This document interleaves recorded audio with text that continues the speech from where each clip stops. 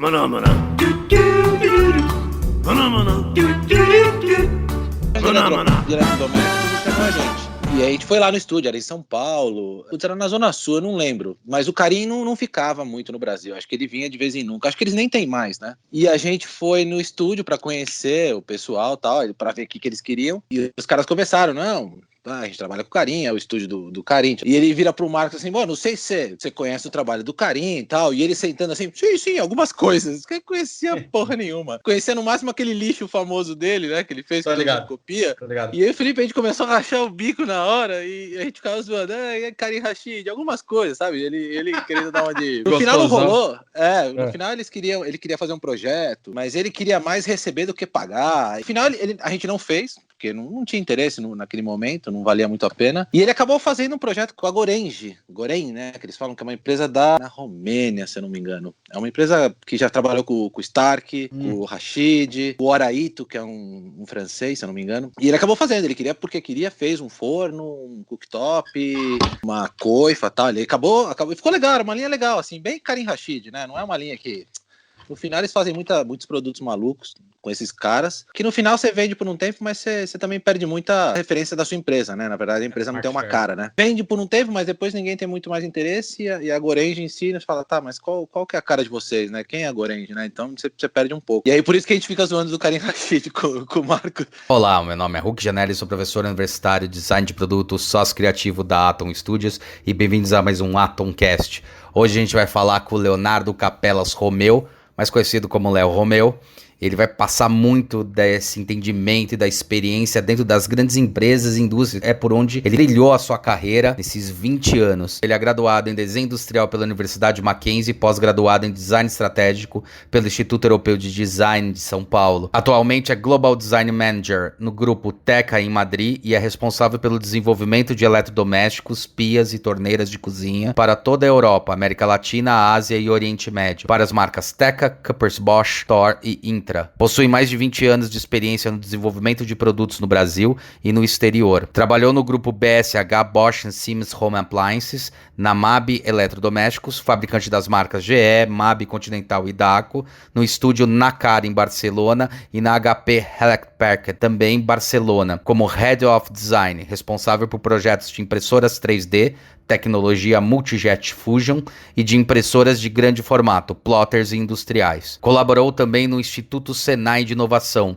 com projetos e pesquisas em diversas áreas como equipamentos médicos, odontológicos, eletrodomésticos, máquinas industriais, mobiliário e equipamentos para laboratórios. Foi professor de design na Universidade Paulista e professor convidado no curso de Master em Industrial Design e Design Estratégico no Instituto Europeu de Design de São Paulo. Participou dos livros 10 Cases do Design Brasileiro, volume 3, 2012, e Design Brasileiro, Uma Mudança no Olhar, de 2007. Conquistou importantes prêmios nacionais e internacionais de design, como o IF Design, Red Dot Design, Good Design, Design Excellence Brasil, IDEA Brasil, Prêmio House and Gifted Design, Prêmio Móvel Sul de Design, Objeto Brasil e Brasil Design Award. Participou em exposições como Mostra Design Brasileiro no Palácio do Itamaraty, Museu da Casa Brasileira, IF Design e Red Dot na Alemanha e Good Design Award em Chicago. Atua ainda como artista na Urban Arts, com diversos posters de arte digital. E na hora que eu tava ouvindo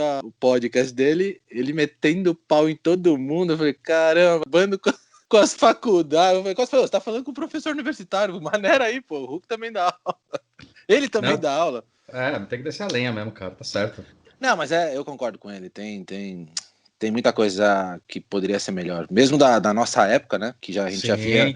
Eu comecei a trabalhar na metade da faculdade, na Bosch mesmo, né? Na área. Aí você começa a abrir um pouco mais o olho, né? Pros professores. Você começa a ficar mais atento se o cara tá falando alguma coisa que tá ligada com o mundo real, né? Uhum. E tinha muita merda, muita gente fraca. Tinha muitos bons professores, é verdade. No Mackenzie tivemos algumas sortes.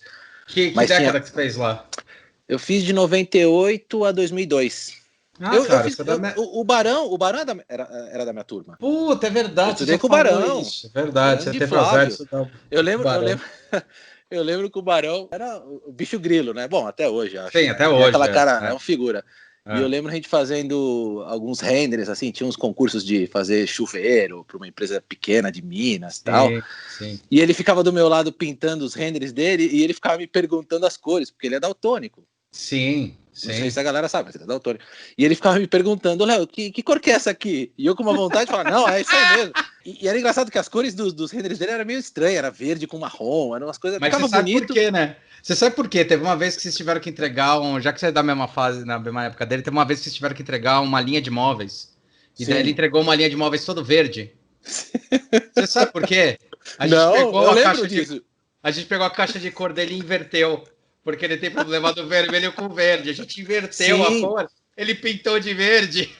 Puta merda, coitado, cara. Não, ele fez uns chuveiros que tinha uns tons marrons, verde. Assim, o render em si, as sombras, os highlights estavam muito legal. Mas era meio estranho as cores, né? Eu rachava o bico, falava, puta, mano, não acredito, cara. Eu lembro quando você foi estudando com ele, que ele comentou na época que vocês ganharam aquele prêmio daquele banquinho, né? Parecia uma Nemo que acendia, era um banco, acho que era um banco, era uma luminária. Era uma luminária. Era luminária, né? Água Viva, isso eu lembro que foi pra Milão até. E ele contava, pô, tô com o escritório e tal. Ele contava. Eu lembro que ele comentava de você, mas assim, eu não conhecia nem o Léo. Eu fui conhecer anos depois. Nem sei, na verdade, nem lembro onde eu te conheci, pra ser sincero. Não sei se foi no IED, com o Marcos, com certeza com o Marcos, com alguém. E o Barão, às vezes, eu encontrava as últimas vezes, sei lá, acho que no IED a gente se encontrava anos depois aí. Mas a galera, pouca gente ficou na área aí. Muito pouca gente da minha geração. Muita gente foi, mas é uma minoria, né? Principalmente na área de produto, cara, é insano isso. Sim, legal, infelizmente. Cara. Estamos aí, é legal. Igor, parabéns, cara, muito louco. Eu lembro quando você lançou o seu canal no YouTube, não sei porquê, ou você colocou em algum lugar, talvez no LinkedIn, e eu falei, puta, o Hulk tá louco, mas isso aí vai dar nada, coitado, vai tá na melhor intenção e não vai... E, porra, você vê, eu tava totalmente errado, no final você já tá com uma galera aí, pra ser um canal de designs, tem uma galerinha seguindo, e você fala de assuntos até mais técnicos, se bem que os podcasts são legais também, né, mas Pô, legal, cara, me surpreendeu. E eu gostei muito quando você lançava quando você falava mais para estudante, eu achava legal, mas claro, não era muito a minha praia. O perfil. Mas aí quando você começou a falar com a galera, que eu vi, não sei se foi, acho que foi pelo LinkedIn, talvez. Depois eu deixei seu canal no Spotify lá, então sempre pinga pra mim quando tem alguma coisa nova, né? Toda quinta-feira eu tô falando com alguém da área, cara. E aí exato, e das entrevistas eu comecei a ver, eu gostava, porque tinha muita gente que eu conheço, gente que eu conhecia de longe, não sabia muito detalhe da própria carreira da pessoa e tal. Bom, Seragini, grande Seragini, o Edi, famoso Edi também, muito comédia. Que comédia. Os caras são figuraças. Você chegou a ter aula com ele? Não, o Edi eu não tive aula, mas eu tive muito contato depois, na época que a gente tava... Do livro, né? Na verdade, o primeiro contato eu fui com o Marcos para um congresso de design no Rio. Isso deve ter sido 2002, 2003, não lembro. Não é design, por acaso? Não era. Era um tal de Congresso Internacional o primeiro Congresso Internacional. Aí descobrimos isso, a gente tava na Bosch. A gente falou, porra, vamos pro Rio, vamos passear. Congresso, Congresso de design, vamos ver qual é que é, mas... E a gente chegou pro nosso diretor, falou, olha, Stefan, que aliás é o meu CEO aqui da Teca.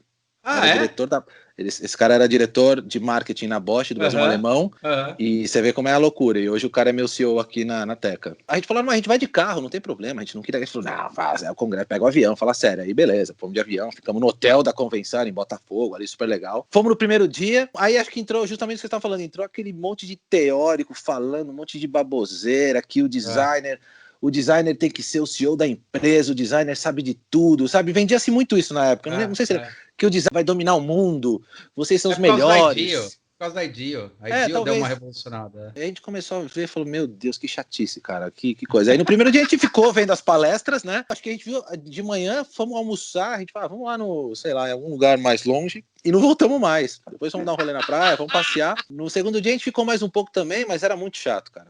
Mas muito chato por isso, porque a galera só tinha teórico, gente que você via que... Exato, como sempre.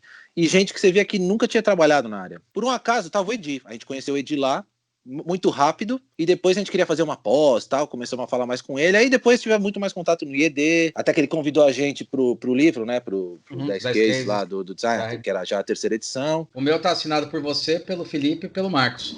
Show, você vê? Porque no dia do Museu da Casa Brasileira... Foi o da Bosch. Da Bosch. Exatamente. O projeto Bosch foi um dos... Não vou dizer que foi um dos melhores, mas foi um dos meus projetos, um dos mais representativos. Outros, mas esse foi um trabalho muito legal, assim. Foi um trabalho de muita política aí também interna entre Brasil e Alemanha, para a gente conseguir aprovar o nosso design, né? Aquela coisa da tropicalização, né? Que é complicadíssima, né? Foi. E dos alemães entenderem que a América Latina, principalmente, e Brasil ainda mais, tem um estilo diferente, né? Não é? Principalmente eletrodomésticos, existem muitas diferenças entre regiões, não vou dizer países. E eles chegaram a fazer um fogão na época para Bosch, que eles não deixaram mudar nada. A gente só fez pequenas adaptações, mas não podia mudar nada. Tem que ser assim, tem que ser assim. E foi um fracasso no mercado. Fracasso. Por um acaso foi um fracasso que a gente participou.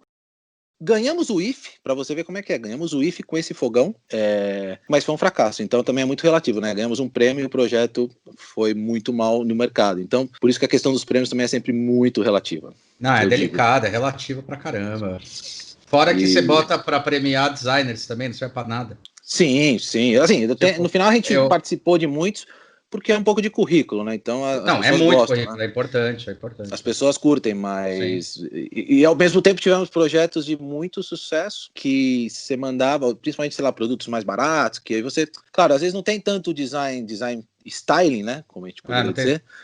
Mas tem todo um projeto que você conseguiu numa categoria... mudar até o Felipe mesmo, na época que ele era estagiário, a gente fez um projeto que era uma linha, chamava de linha baixa de fogões, chamava acho que linha entry, linha de entrada, né? E a gente mudou totalmente o conceito dos manípulos. Os manípulos, né? Os botões dos fogões eram sempre redondinhos e tal, e a gente fez um que era uma elipse, um ovalado, mais ou menos. Tá, sei qual que é. E foi uma guerra interna pra conseguir aprovar, porque eu gostava, achava muito legal. Falei, vamos mudar um pouco, tá todo mundo igual e tal. Aí fala, não, tá bom, vamos fazer um focus group, né? Com várias propostas. Tinha os dois redondinhos e deixaram levar só uma proposta desse mais ovalado. Putz, foi um sucesso na pesquisa, estourou a concorrência na pesquisa e tal. E aí lançamos, as portas eram de metal, porque era produto mais barato, só tinha aquele vidrinho no meio, sabe? Aqueles produtos mais baratinhos.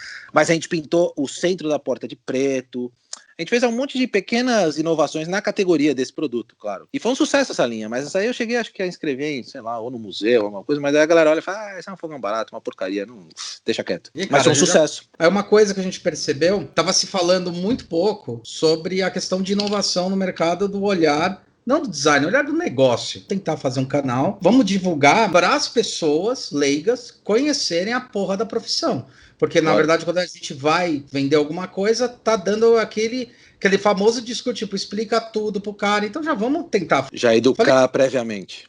Pode ser um CEO de uma empresa. E daí a gente começou a bolar esse negócio primeiro com o Deadpool, que eu fiz um vídeo que é totalmente diferente do resto. Quando a gente fez isso, a empresa que tinha bolado, você botou o nome da gente, você tá contando toda a cadeia de fornecimento. Falei, olha, cara, todo mundo com essa cadeia, ninguém, não tô... Claro. Falei, mostrando a cadeia, uma coisa que todo mundo sabe.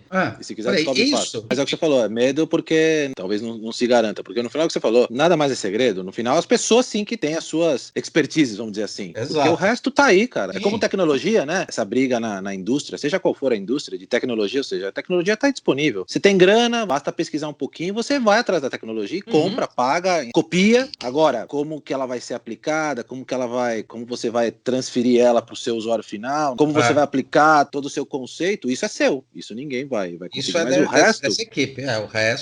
O resto é muito facilmente copiável, vamos dizer assim. Ou se pode descobrir muito fácil também, não tem grandes segredos. É que, na verdade, a gente é da mesma fase, cara. A gente é daquela época que os professores falavam, não conte seus fornecedores. Não é, professor? Até quando você entrava no mercado, não conta. O segredo é seus fornecedores. Eu lembro disso em 2002, 2001. E quando entrou a internet, a gente começou a descobrir todos os fornecedores, né? Claro, aí todo mundo tinha acesso, era fácil, né? Ainda é fácil, então é meio... E vou dizer mais, pelo menos na indústria em geral, são quase todos os mesmos. Os grandes fornecedores são todos os mesmos. Não tem muita... Como isso é para automotiva, para eletrodoméstico, tanto que a gente conhecia os fornecedores, claro que eles não abriam projetos, mas você sempre de rabo de olho via alguma coisa que eles podiam, eles mostravam. Muito fornecedor passava até ideia de alguma coisa que não era, obviamente, protegida, né, pela concorrência, podia fixar assim, porque a Brastemp faz alguma coisa parecida, você pode tentar assim também. Cara, não tem essa. Agora, claro, o seu produto é seu, você que vai criar todo. Isso é único, isso não tem jeito. Por isso que, no final das contas, o design ainda tem a sua importância, porque isso é uma das poucas coisas que você, digamos, não pode copiar se for exatamente igual e você estiver protegido. Não pode, e também o resto tá na sua cabeça, né? Não tá na dor, não tá na mão de ninguém. Exato. Acho que super válido no final. E para as empresas, né, como você falou, hoje em dia é uma solução. O YouTube, eu vejo muita gente conseguindo alguma coisa por Instagram também, que tem coisas legais. Mas, claro, essas mídias mais visuais, audiovisual, vamos falar, no caso, até o próprio podcast acaba, sem dúvida, acaba ajudando, porque o cara escuta, ouve falar de vocês, fala, poxa, que legal, cara, que... Cara, fala da gente, mas fala de vocês, fala do mercado. Também, mas acho que o cara fala, pô, é um cara engajado, o cara que tá trabalhando, o cara que entende do mercado, sabe? Então, acho legal. E legal pra todo mundo, pra gente é legal. Sim. E o que eu gostei foi isso. Eu comecei a ouvir porque eu vi gente que eu conhecia, que eu já conhecia mais coisas, e claro, vocês conversaram de coisas que eu nem sabia, e gente que eu conhecia de longe, assim, ou de muito pouco papo e conheci mais detalhes, e gente que eu nunca tinha ouvido falar, que eu falei, pô, que interessante, né? Que legal. Principalmente quando você fala em produto, é um mundo pequeno. Claro, quando eu saí do Brasil mudou um pouco a coisa, né? Abriu um pouco mais o campo para mim. Mas no Brasil era aquilo que acho que você já falou com várias vezes. Você vai nos eventos, você encontrava sempre as mesmas pessoas, não mudava quase nada. Era exatamente a mesma turminha, o que era legal por um lado e ruim por outro, que é o que também vocês já falaram. Ou seja, no final a gente estava em eventos de design para designers e a gente nunca, talvez, para o mundo, né? Para a indústria. Então a gente sempre reclamou, ninguém quer pagar, ninguém valoriza. Também. Mas também não chamava esses caras para os eventos, né? De repente. Ou ir até eles, né? Que poderia ser uma outra opção.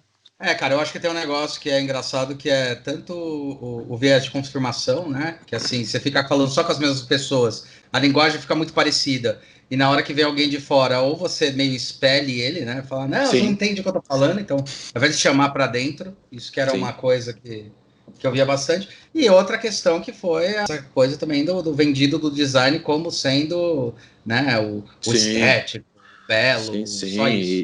E na nossa época de faculdade foi uma época boa pro design, assim, era uma época que tava vários estúdios. Eu lembro que tinha muito estúdio de produto, que não é uma coisa, hoje em dia é difícil, ficaram poucos aí, sobreviveram poucos, ou se juntaram, tipo a própria questão, se juntaram, e não é que se juntou só porque era legal, porque precisavam também, é uma necessidade do mercado, e foi ótimo para eles. Tinha, muita gente, muito escritório de produto, e isso foi, e na época parecia que, não, é a profissão do futuro, o designer vai ser o bam.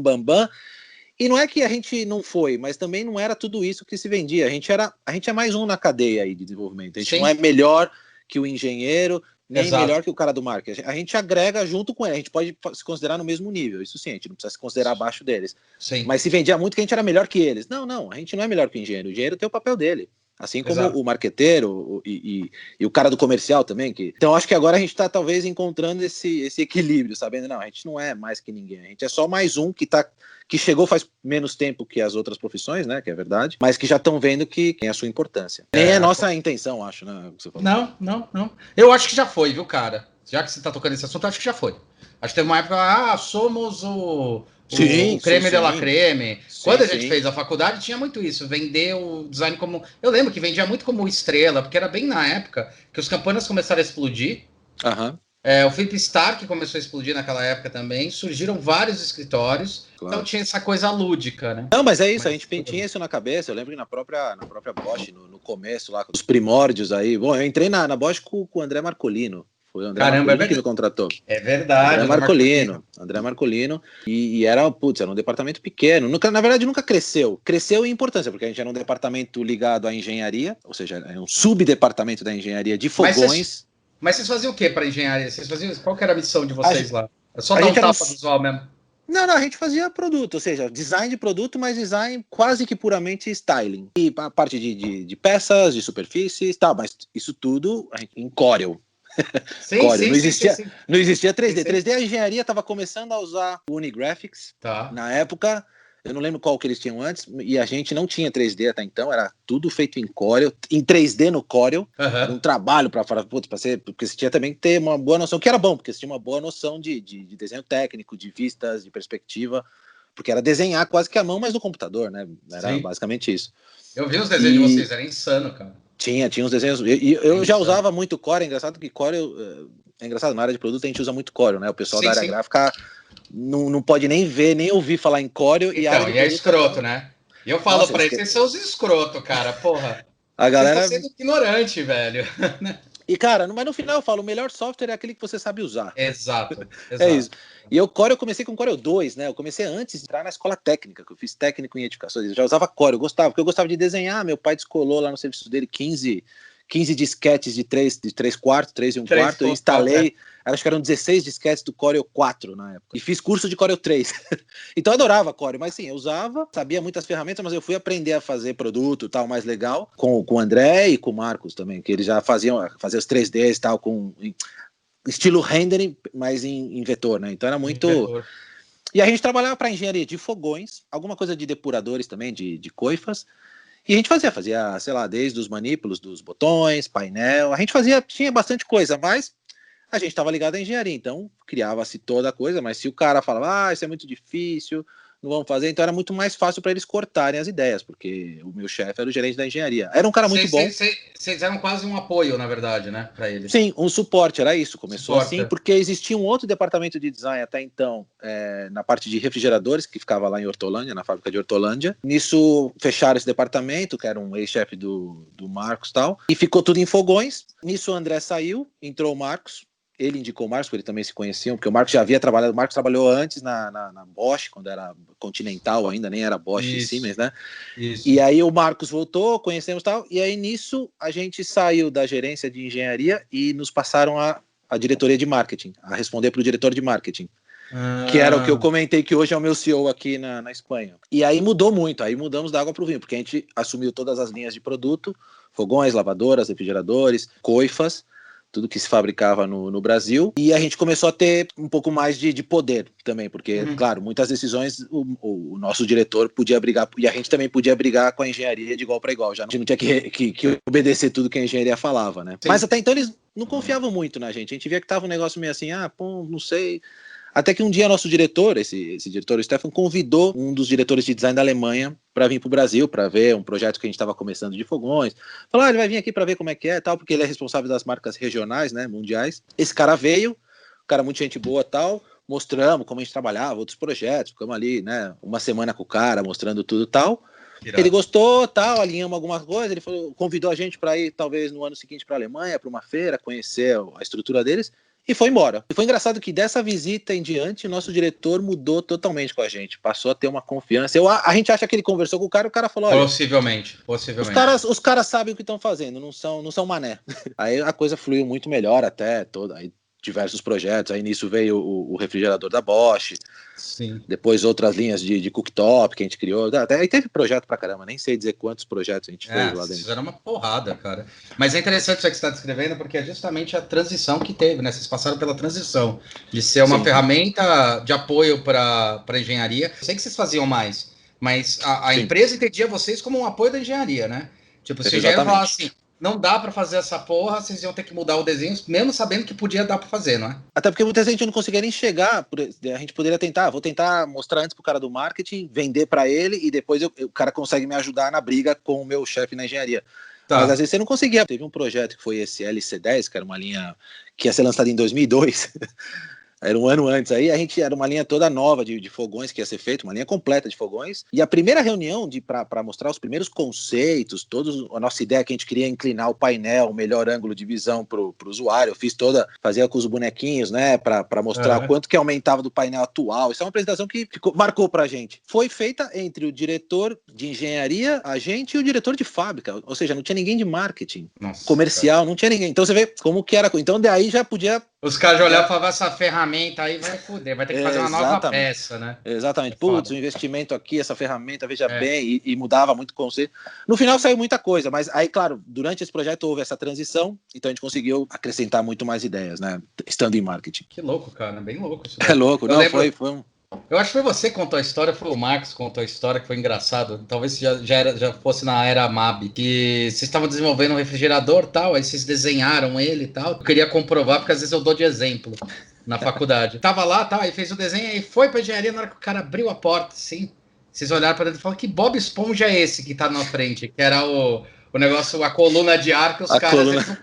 Não perguntaram pra vocês. É verdade isso? Não. É isso, mano? É verdade, foi o projeto do Bosch, o X-Frost, né, que a gente chama, foi um dos principais projetos que a gente fez de refrigerador, porque era isso, os engenheiros, e até hoje eu tenho esses problemas com o engenheiro, eles pensam que essas peças mais técnicas, que era justamente a torre de ar que corre dentro, que vem do freezer, né, e vai baixando pro refrigerador na parte de baixo, e justamente tem o botãozinho que você regula a temperatura e tal, eles acham, não, isso é uma peça técnica, não precisa passar para eles. sabe? Eles nem passavam, eles falavam, não, isso aí é técnico, não é com eles. E saíam fazendo, e aí a gente fez todo um projeto, todas as prateleiras à porta, como que ia ser cada prateleira, prateleira para lata, prateleira para pôr o suporte dos ovos, as prateleiras de dentro, moldura, não sei o quê. Aí ficou ótimo, Bruno, mas a torre a gente só conseguiu mudar anos depois, porque era horrível, era uma peça extremamente técnica e tava dentro, era na cara do produto, sabe? E eu lembro que vocês até comentaram o seguinte, falaram, pô, cara, mas se tivesse falado com a gente tinha integrado no desenho da peça e tinha dado certo, porque dava para integrar. Naquela coisa que, tipo, não dava para integrar, né? Dava, mas como ficou na mão deles, eles, como os engenheiros são muito, nesse ponto eles são racionais, ou seja, ele faz o mínimo necessário, tem que ser um retângulo, um quadradinho, beleza, fiz, tá bom, funcionalmente tá perfeita a peça, não quadrava, né, encaixava no resto do desenho, e eles deixavam, como já aconteceu comigo, não há muito tempo, a parte interna dos fornos aqui da própria Teca, os caras querem às vezes fazer mudanças na cavidade interna do forno, e eles acham que, não, essa peça interna ninguém vê, tal, isso aqui, mas não, tá dentro do forno, claro que vê, você tem que falar, consulta a gente, que a gente pode dar, não só dar uma ideia, melhorar o uso, não é acrescentar só desenho, mas também pode, vamos ver como é que solução, porque, porque eles querem resolver tão rápido a coisa, resolvem, mas às vezes esquece de repente não dava para pôr algum detalhe extra, aproveitar essa função para outra, sabe, melhorar o uso que até hoje não se mudou muito. Então, os engenheiros às vezes, eu não vou dizer que é de propósito, mas é porque na cabeça deles falam, isso é técnico, os caras não precisam encostar nisso. Exato. Ou, de repente, o cara vai mexer e vai me atrapalhar mais nesse momento que eu tenho que responder tão rápido, né? É mais trabalho para mim, sem dúvida. Isso, os caras também era uma briga. Bom, é uma briga constante, isso não mudou muito. Vai melhorando. Eu acho que eu brigo menos, mas não é porque eu brigo menos com engenharia, é que eu acho que você vai aprendendo com a experiência, você vai aprendendo a lidar com esses caras, então politicamente você consegue convencer, então às vezes você tem que brigar, não tem jeito, às vezes eu não gosto, mas às vezes você tem que quebrar um pouco ali, um pau ali com os caras, mas com o tempo vai melhorando. Eu lembro quando eu era mais jovem, eu era muito mais de sair brigando com todo mundo, discutindo com todo mundo. Normal. E o Marcos falava, relaxa. E hoje eu vejo que com a experiência você vai sabendo como ir convencendo aos poucos, né, as pessoas. E conversando. E o que define você querer trocar uma ideia ou não? Só o seu insight ou alguma coisa que você pesquisou e determinou? Num produto. Num produto? Mas em que sentido você diz? Quando eu quero Por criar... exemplo, quando você está criando alguma coisa, você deve ter bases de análise de vários setores. O que a gente fala muito hoje é falar sobre tanto o ponto de venda, mas principalmente o usuário final.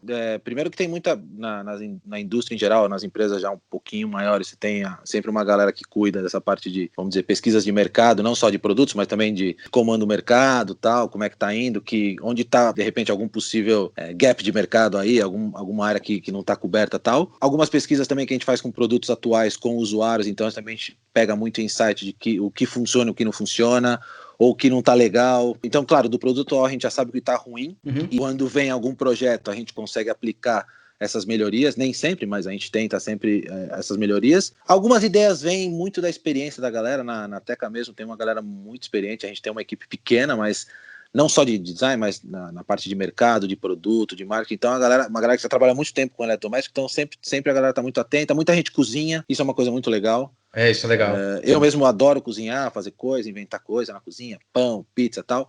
Então muita coisa também ajuda. Você sendo um usuário forte aí, ferrenho aí dos seus produtos, né, da sua linha de produtos, você já a sua própria pesquisa, né? Já faz uma imersão, né, cara?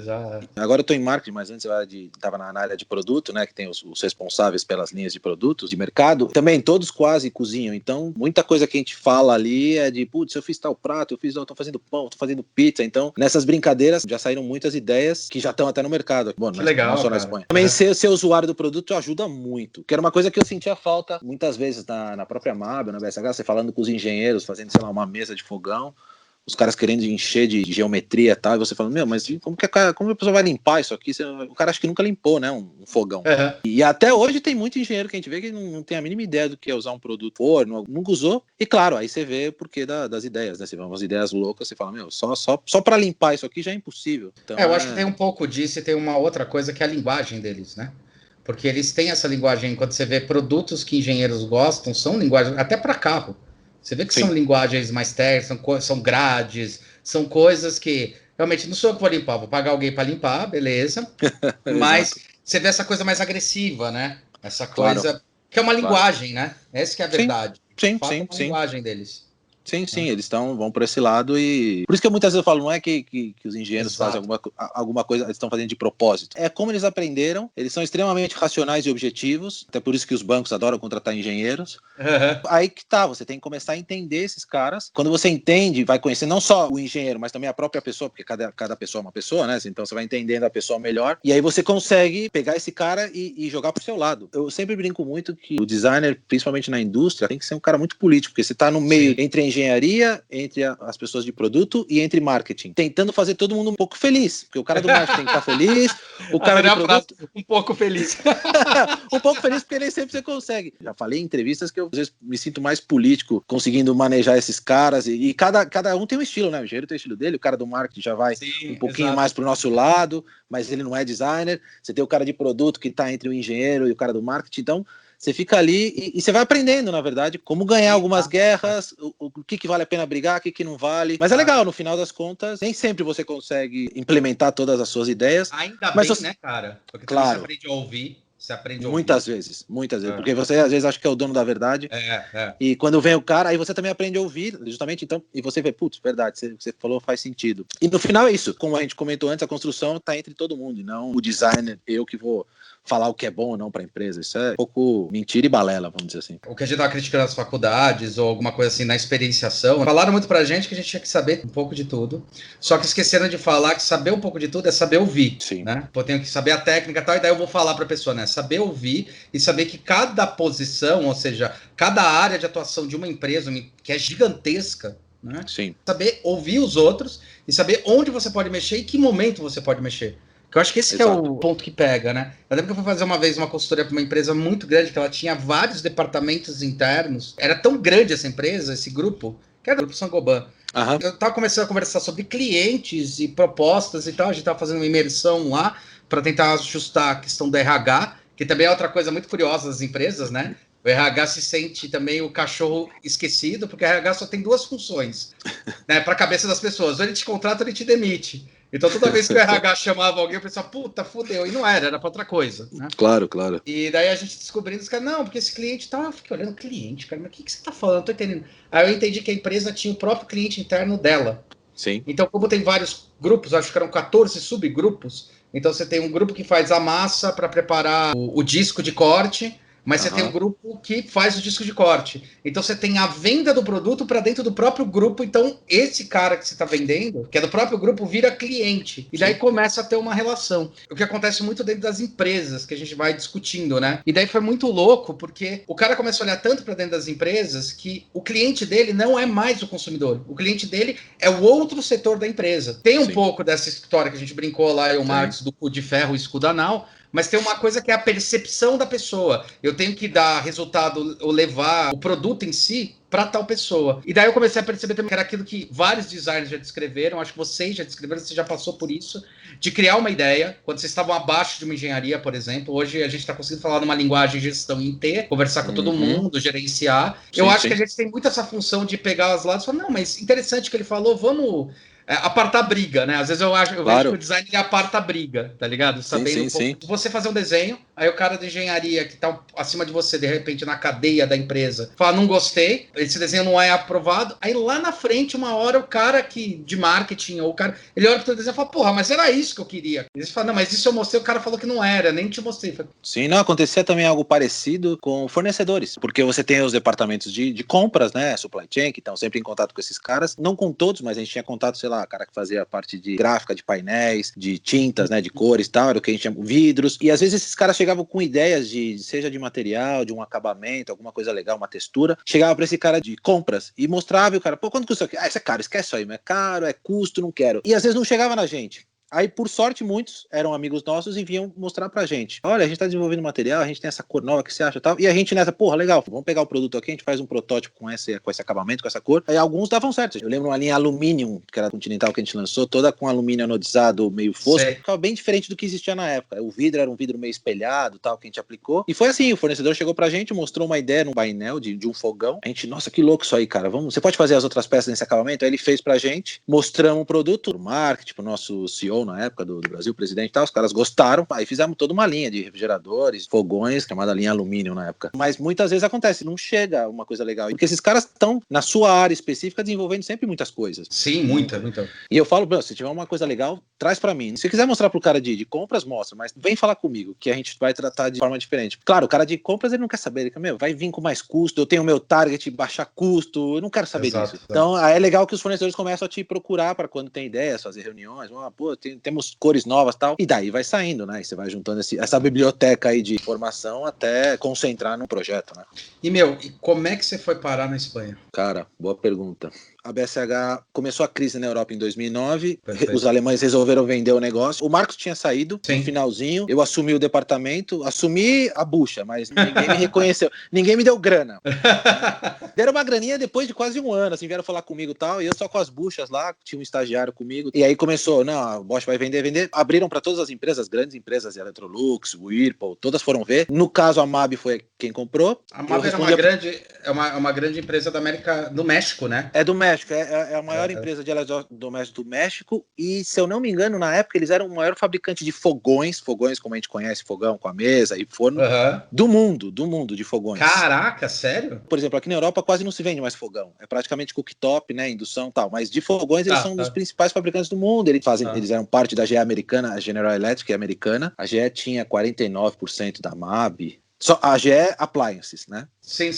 E nisso eu caí na MAB ali, fui chamado para uma primeira reunião, logo no segundo dia que eles compraram, a central deles era em Campinas, ali perto da Singer, perto do Viracopos. Fui para lá o pessoal de marketing, os gerentes, os diretores, muitas das equipes eram duplicadas, tinha gerente de fogões, tinha um gerente de fogões da MAB, sabe? Era tudo meio duplicado os cargos. Tá. Design não tinha ninguém, porque eles não tinham departamento de design no Brasil. Eles trabalhavam com alguns escritórios, principalmente o Guto, o Índio da Costa, fez alguns projetos com ele, até aquele refrigerador gordinho da GE, né, aquele bombadinho, foi um projeto do Guto. Eu respondia pro diretor de marketing e falaram, você não vai responder mais pro diretor de marketing, você vai passar a responder pro diretor de tecnologia, um colombiano, doidão, gente boa, Farid.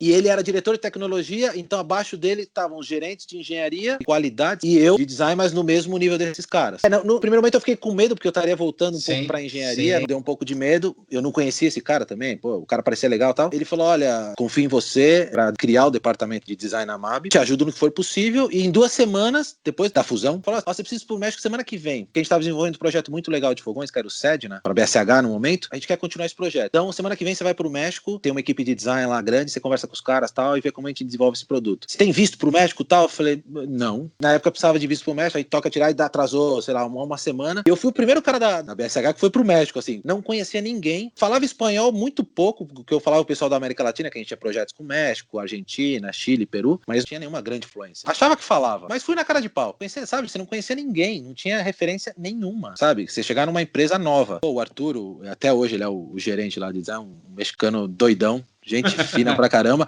conheci a equipe e aí desenvolvemos esse projeto com eles, foi super legal, depois entrosou muito, tinha um centro de desenvolvimento em Querétaro, quase no centro do México ali, que é uma cidade pequena, mas tem muita empresa ali, é uma cidade muito legal, tá 3 horas mais ou menos da cidade do México. Tipo, quase uma cidade industrial, é isso? É uma cidade industrial e muito rica. Parece uma Hortolândia, uma coisa assim. Não, mas ela é legal, tem com grana ali, a Hortolândia é feia, por exemplo. Sim. Essa Querétaro era uma cidade, tanto que Querétaro é engraçado, é a cidade onde morava, né, de nascimento do Carlos Villagrán, do Kiko. Muita gente encontrava ele por lá na cidade, ele morava aí, ele tinha casa ali e tal. Fui pra lá tal, fiz vários projetos, depois outras vezes. Então, os caras eram legais, eles têm um estilo muito americano de design, não é o que vai melhor, de repente, pro mercado brasileiro. E foi legal, porque eles também sabiam que o nosso estilo, que era muito mais influência europeia e não americana, via muito bem no México. Então, eles gostaram do projeto, gostaram. Eu já no segundo dia dando palestra pros caras, mostrando o projeto pra equipe ali, falando em espanhol. Eu falei, cara, o que eu tô fazendo aqui, cara? O que eu tô fazendo aqui?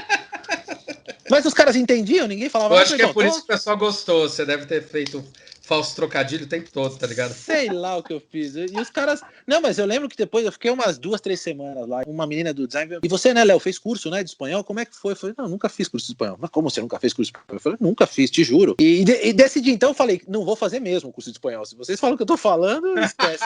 Já me comunico. Pronto, check no currículo, né? Sim. Mas até hoje eu cometo umas gafes. Não tem jeito. Você melhora muito, mas comete gafes. E aí consegui entrosar muito bem com esses caras, ganhar a confiança dos mexicanos. Foi muito legal. A gente chegou ainda a fazer algum projeto com o Guto, mas fiz com outros escritórios também, que no final trabalhamos com muitos escritórios na Bosch e na MAB, e te falar que tá todo mundo muito no mesmo nível, não tinha um melhor que o outro. A gente, esse aqui é melhor pelo nome e tal, não.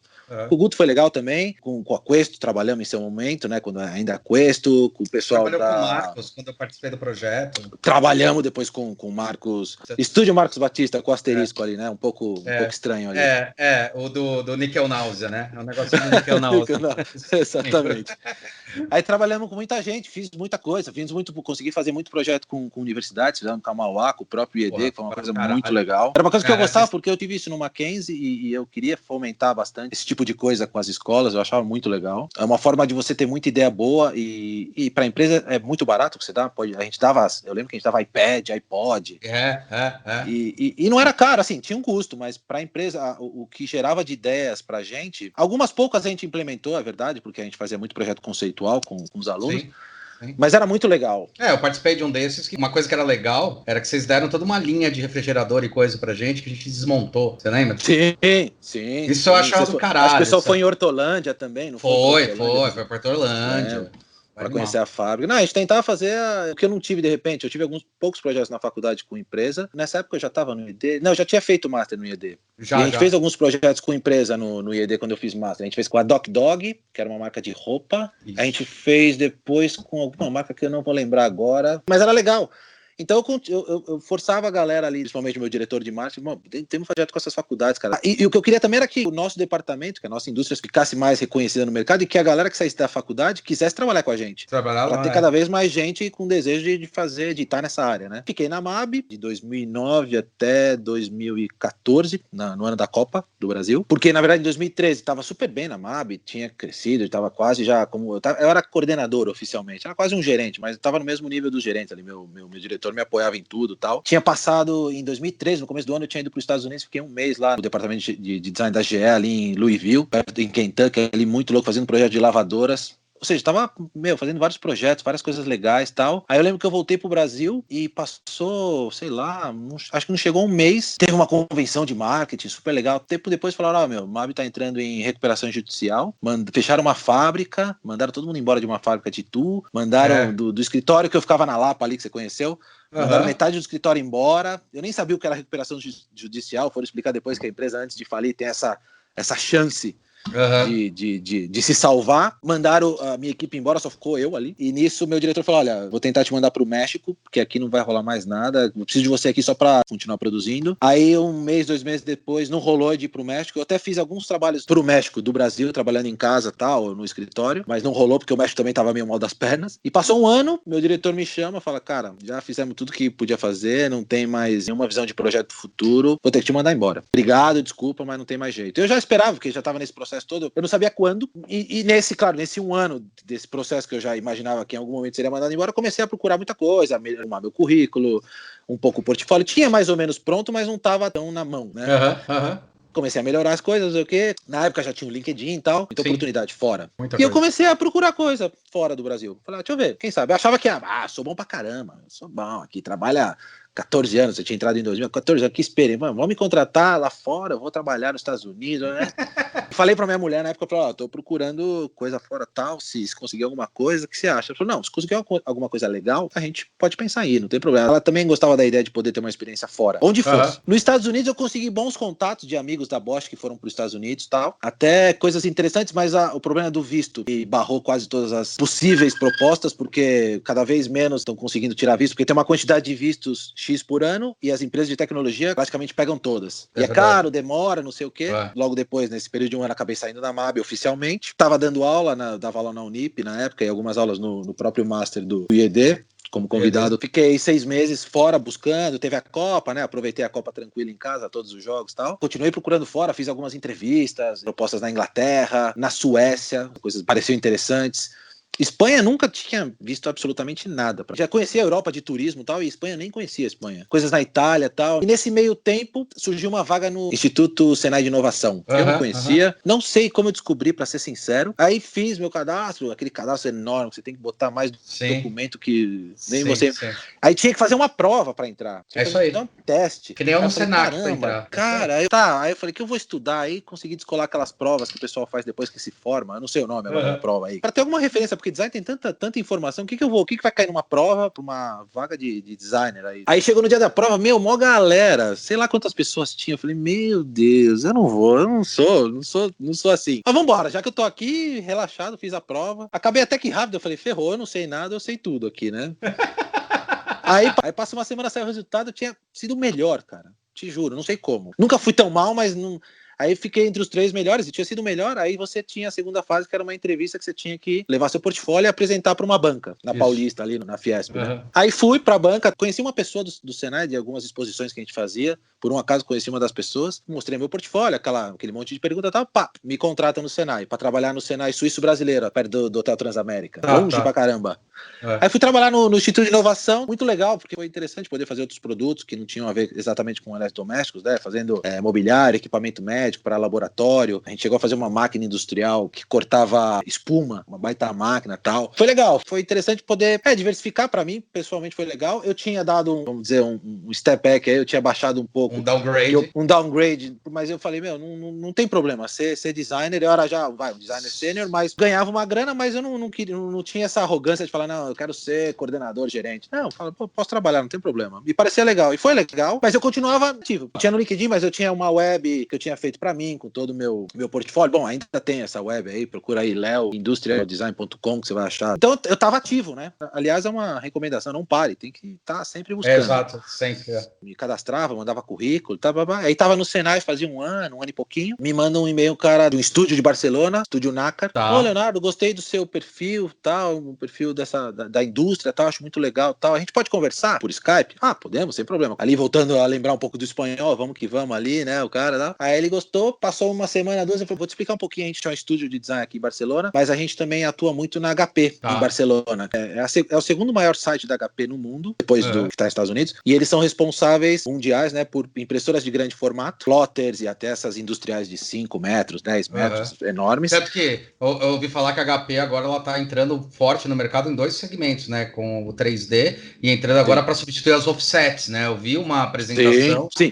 Então, aí em Barcelona eles têm as de grande formato, que eles chamam, e tem as impressoras 3D industriais. As mais domésticas, que não são tão domésticas, são feitas nos Estados Unidos. Em Barcelona são as impressoras 3D mais voltadas para produção, que é a ideia deles. E essas de offset são feitas em Israel, que elas têm um nome agora, a máquina, o nome HP Índigo. É uma baita equipe em Israel. Aí esse cara falou, olha, a gente trabalha dentro da HP como um contratado, como um contractor, então quase que o departamento de design da HP é o nosso estúdio. E tem o cara que é o diretor da HP, que coordena o nosso trabalho, e eu queria conversar com ele e com você junto, pra ele te apresentar, pra ele ver o que ele acha de você. Fizemos de novo uma entrevista, apresentou o cara, foi engraçado, o cara falou, pô, você tem uma baita experiência em eletrodoméstico, mas o que você quer fazer aqui com impressora? O que você vai agregar à impressora, né? Sabe aquelas perguntas que você fala, pô...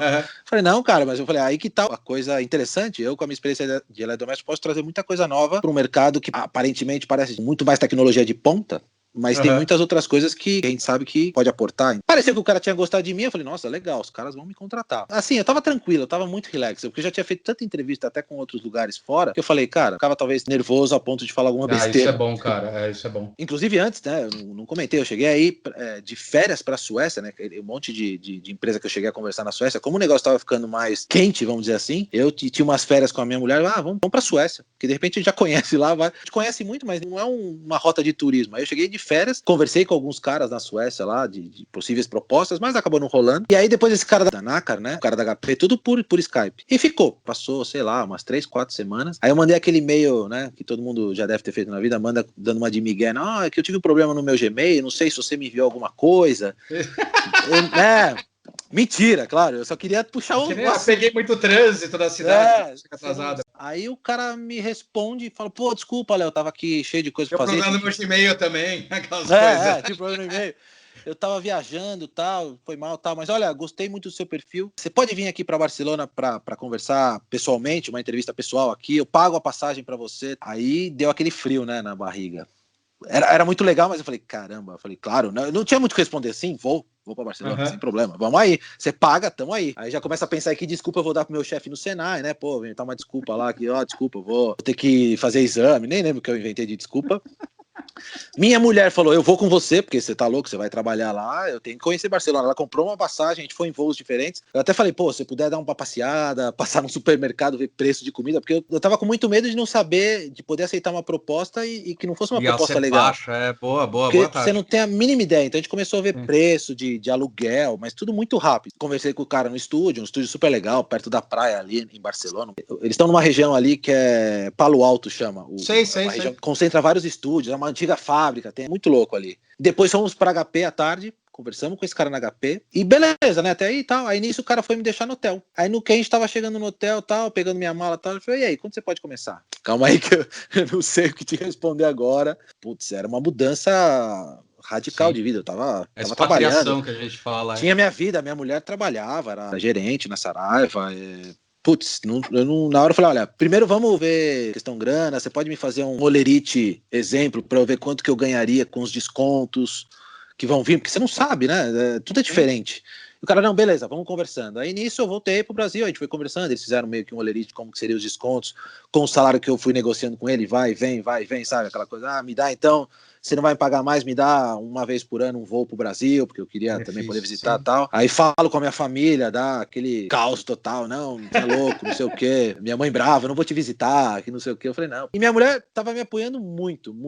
Eu tiro o chapéu pra ela, porque, pô, se ela tinha um emprego legal, deu todo o apoio. Aí fechei a proposta, aceitei. Isso era final de abril, maio, isso foi 2016. E o cara falou, quero que você precisa estar aqui na primeira semana de julho já. E claro, aceitei a proposta, uma semana depois, descobri que minha mulher estava grávida. Aí eu lembro que minha irmã na época até comentou, falou, não, vocês não vão mais, você tá louco, você vai ficar. Eu falei, putz, eu fiquei meio assim, aí minha mulher falou, não, gravidez não é doença. Ela trabalhava, ela falou, eu fico aqui no Brasil, a gente vai se vendo, você vem, eu vou, até quando eu puder pra lá. Depois que eu tiver o filho, espero os 3 meses, 3, 4 meses, até a criança tomar todas as vacinas, e te encontro lá, não tem problema.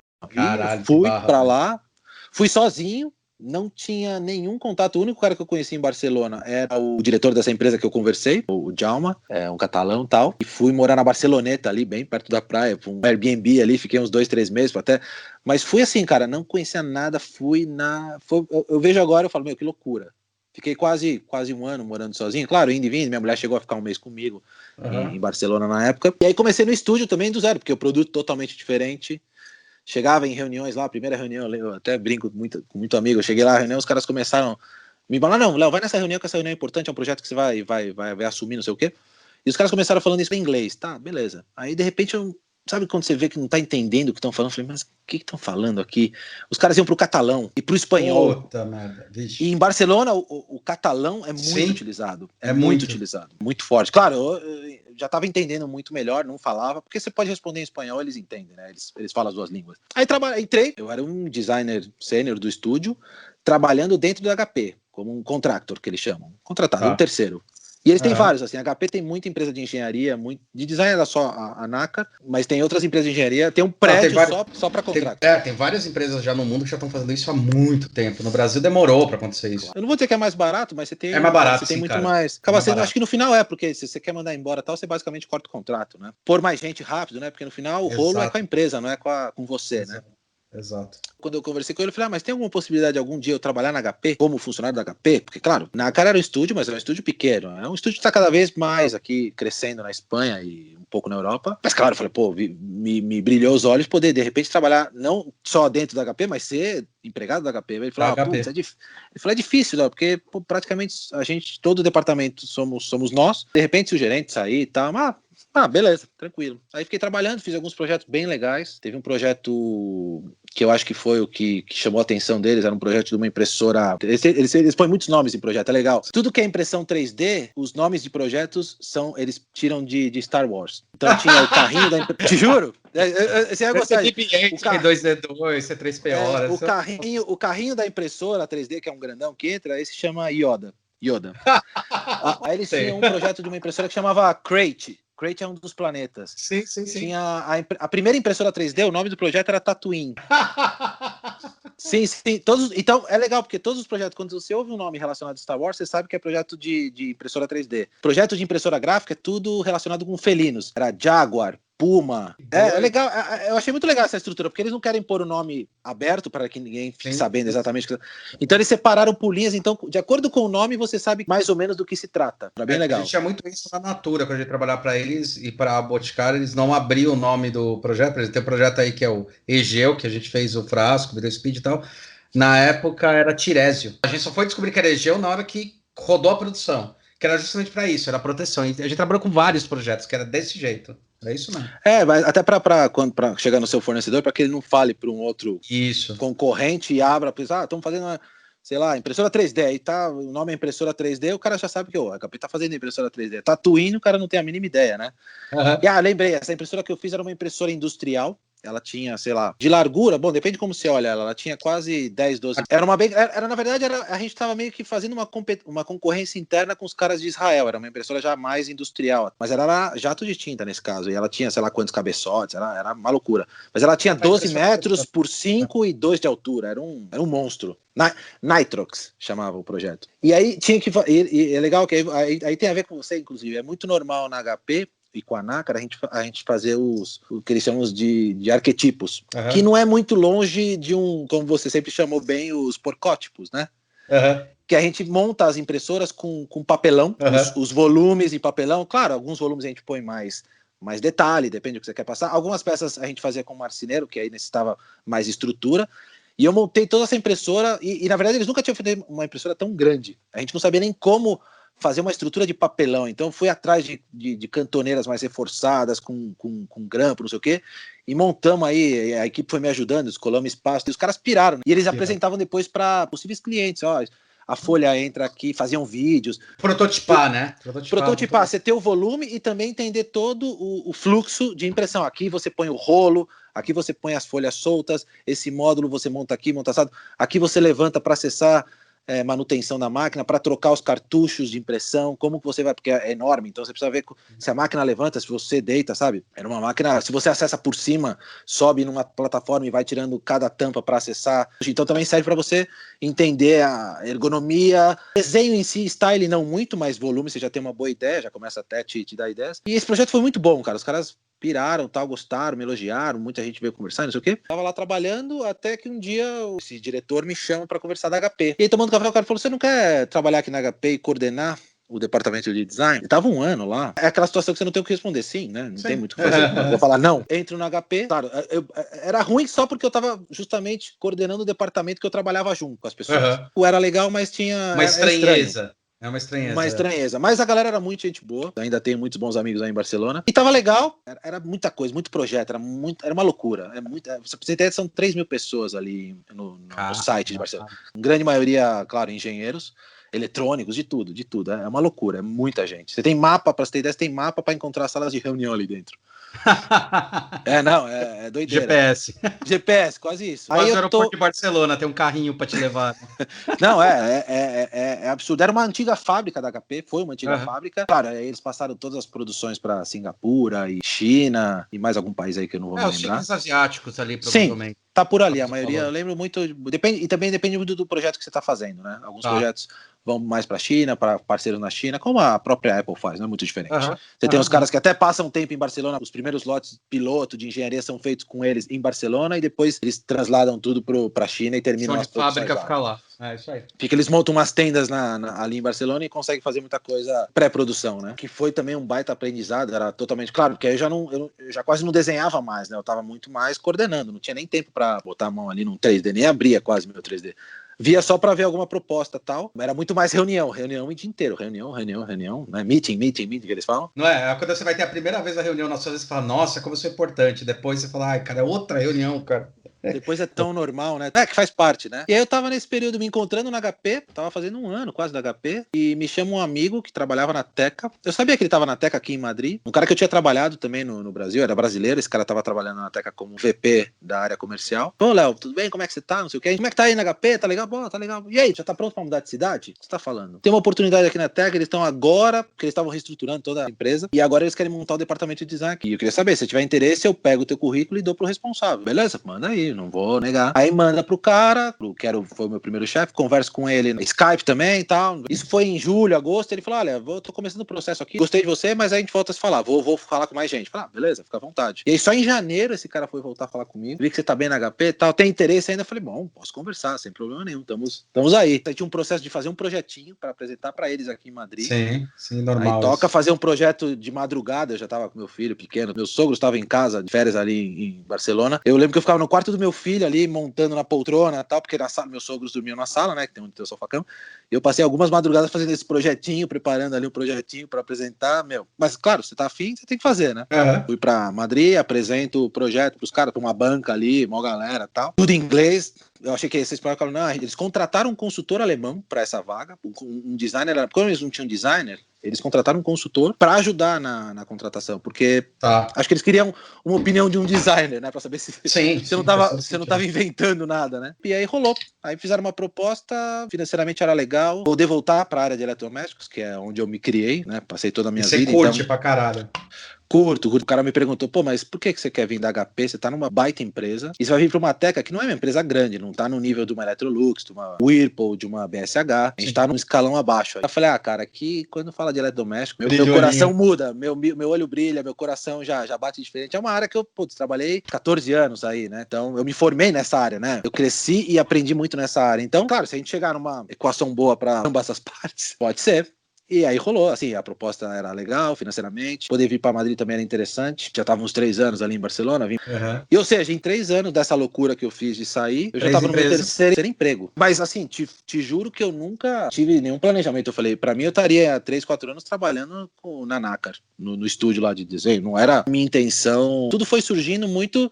Talvez isso, né? Quando dizem que você sai da sua zona de conforto, sim, a coisa caminha, sabe? Você permite. Mas uma coisa que eu queria saber, qual a diferença entre o mercado daqui e o mercado daí? A grosso modo, quando eu falo de mercado geral de trabalho, eu acho que aqui, principalmente na área de design, basta você entrar no LinkedIn, você vai ver que tem muito mais oportunidades. Principalmente falando em produto, especificamente, porque a gente sabe que cada vez é mais difícil achar vaga na área de produto, né? Até porque muitas empresas já estão criando, sei lá, parte de eletrônica, fazem na Coreia e vendem no mundo inteiro. Então, eu acho que aqui, como existem muitos centros de design, muitas empresas estão aqui, os headquarters estão aqui, eu vejo mais oportunidade. O design aqui é um pouquinho melhor reconhecido.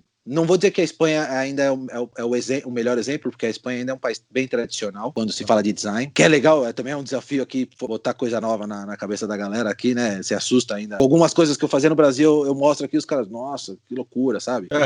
Então acho que em termos da parte principalmente de styling, então, o Brasil ainda é até mais evoluído em algumas coisas com relação ao design, a Espanha ainda tem que melhorar, mas acho que a questão oportunidade é melhor, mas diferença no dia a dia, vou te falar que é muito pequena. O que mudou um pouco para mim também é que aqui como são produtos muito de embutir, na área de built-in, que eles chamam, são fornos, cooktops, seja cooktop gás, né, ou cooktop de indução, que é ou vitrocerâmico, né, que são muito mais utilizados aqui. Então, o fogão, que era aquela coisa que a gente desenhava 3D, cheio de coisa, isso eu não desenho. Para não falar que não desenho, eu cheguei a fazer projeto para o México, aqui, para a Teca do México, de um fogão, mas não era exatamente todo novo, era com fornecedor, mas foi legal poder trabalhar de novo com fogão. Mas não é o principal produto. Refrigeradores, a gente não desenha aqui, porque a gente trabalha muito com fornecedores da China e Turquia, a gente produz muito forno, cooktops gás, induções e coifas.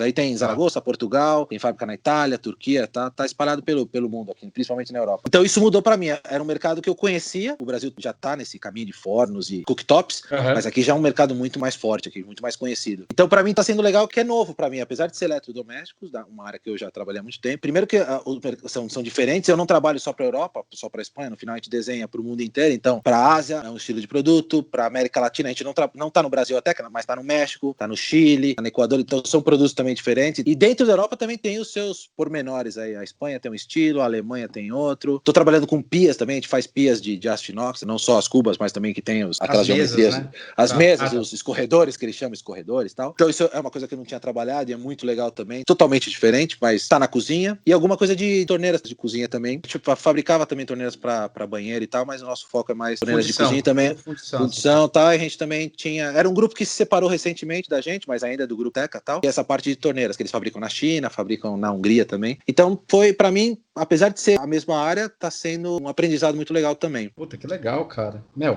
parabéns, velho. Interessante. Irado. Valeu, jornada valeu. Doida, velho.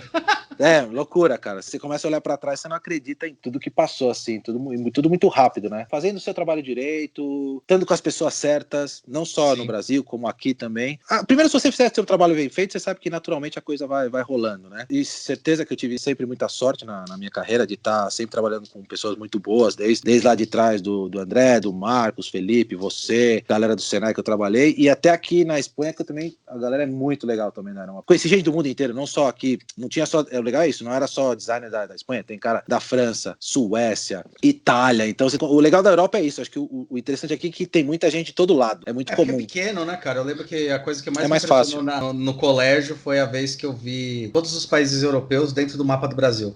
Sim. Porque Brasil Não, também, você já fez projeto pra cá, você sabe que cada região é um país, né? É um país também, tem suas, cada um tem o seu estilo. Talvez uma coisa interessante aqui é isso, essa variedade cultural aí, né? Eu lembro que no departamento de design da HP tinha, sei lá, 7 nacionalidades, algo assim. Um grupo de 10 pessoas, sei lá, era muita gente tinha muita gente boa da América do Colômbia, Venezuela, Suécia, Áustria, Alemanha, cara, era uma loucura. Espanhóis também, conheci muitos espanhóis. Isso eu acho que é muito legal, porque vem ideias e influência de todos, e são mercados diferentes, né? Então essa mistura acaba sendo muito legal, que no Brasil não é tão comum, até pela distância, a gente está muito distante também da própria América Latina, a gente é América Latina, mas não se considera tão latino, né? A gente é latino por geografia, então isso é uma coisa que eu achei muito legal aqui, de ter culturalmente também. E isso, claro, no final das contas, influencia meu trabalho, né? Agrega também a questão desenho, né? Design também. E também tem isso, né? Tá aqui na Europa, acho que principalmente essa questão segurança